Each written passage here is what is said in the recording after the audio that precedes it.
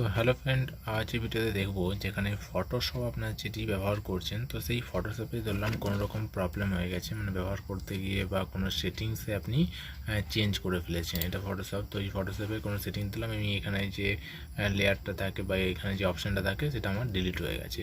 তো এই ধরনের কিছু দিলাম, এটাকে আমি ডিলিট করে দিলাম। তো এটা আনতে গেলে অনেক প্রবলেম আছে। তো আপনি চাইছেন যে বা আবার অন্যান্য সেটিংসে দিলাম, এখানে ক্লিক হয়ে গেছে, এখানে এরকমভাবে উল্টোপাল্টা সেটিং হয়ে গেছে, এখানে 10 হয়ে গেছে, এভাবে সেটিংস চেঞ্জ হয়ে গেছে।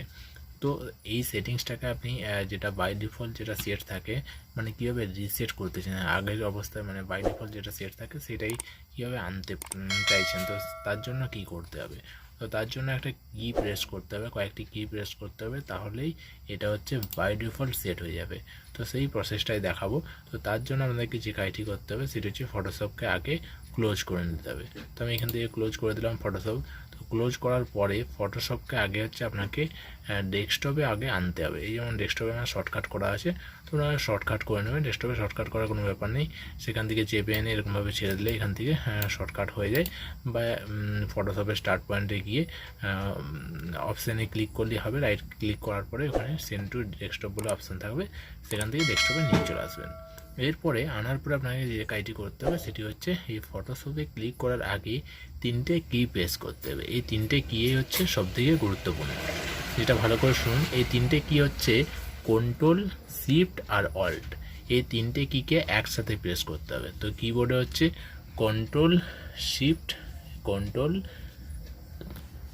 এই যে কন্ট্রোল কি, তারপর হচ্ছে শিফট আর অল্ট, এই তিনটে কিকে একসাথে এভাবে একসাথে প্রেস করতে হবে।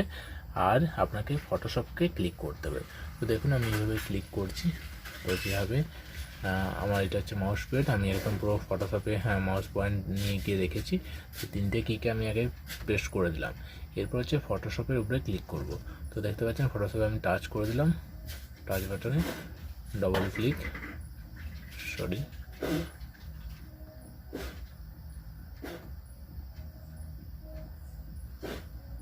শর্টকাট এখান থেকে ক্লিক হচ্ছে না, 1 minute. Control alt shift, control alt shift করলাম। আমার এখানে ফটোশপ রাখা আছে, ওখানে শর্টকাট হয়ে গেছে, ওই জন্য ওটা ক্লিক হচ্ছে না।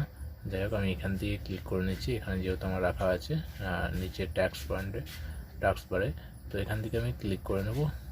দেখতে পাচ্ছি এখানে ক্লিক করার পরে এই ধরনের অপশান আসবে, যেখানে হচ্ছে delete Adobe Photoshop setting file. তো এখান থেকে আপনাদেরকে ইয়েস অপশানে ক্লিক করতে হবে।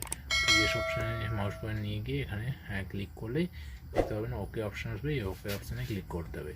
তো ওকে অপশানে ক্লিক করলে দেখতে পাবেন যেখানে হচ্ছে ফটোশপটি আপনার রিসেট হয়ে যাবে, মানে বাই ডিফল্ট যেভাবে সেট থাকে সেভাবে সেট হয়ে যাবে। দেখতে পাচ্ছেন যে আমার এইখানে যে অপশানগুলো ছিল, এখানে দুটো যে ট্যাব ছিল, দুটো ট্যাব হচ্ছে আমি ডিলিট করে দিয়েছিলাম, সেগুলো অটোমেটিক চলে এসছে। এইভাবে আপনি সেট করে নিতে পারবেন। তো এখানে কী আছে, কালার সেটিংয়ের জন্য ইয়েস করে কালারটা সেটিং করতে পারেন, বা আপনি এখান দিয়ে কেটে নিতে পারেন, মানে ক্যান্সেল করে দেবেন। এরপর আপনি আপনার পছন্দ অনুযায়ী এটাকে সেটিংস করে নেবেন। তো এইভাবে আপনার ফটোশপে যদি কোনো রকম মানে উল্টোপাল্টা সেটিংস হয়ে যায়, বাই ডিফল্ট করতে চাইলে এই তিনটে কি প্রেস করতে হবে, যেটা আবারও তে গিয়ে আমি দেখিয়ে দিচ্ছি। এখানে হচ্ছে কন্ট্রোল, অল্ট আর শিফট, এই তিনটে কিকে একসাথে প্রেস করে ফটোশপে ক্লিক করলেই হয়ে যাবে। তো বন্ধুরা, ভিডিওটি যদি ভালো লাগে অবশ্যই লাইক করে দিন, আর এই ধরনের মজাদার ভিডিও পাওয়ার জন্য অবশ্যই চ্যানেলটিকে সাবস্ক্রাইব করে রাখুন, টেকনিক্যাল রিলেটেড এবং ইউটিউব রিলেটেড টিপস পাওয়ার জন্য। থ্যাংক ইউ ভিডিওটি শেষ পর্যন্ত দেখার জন্য।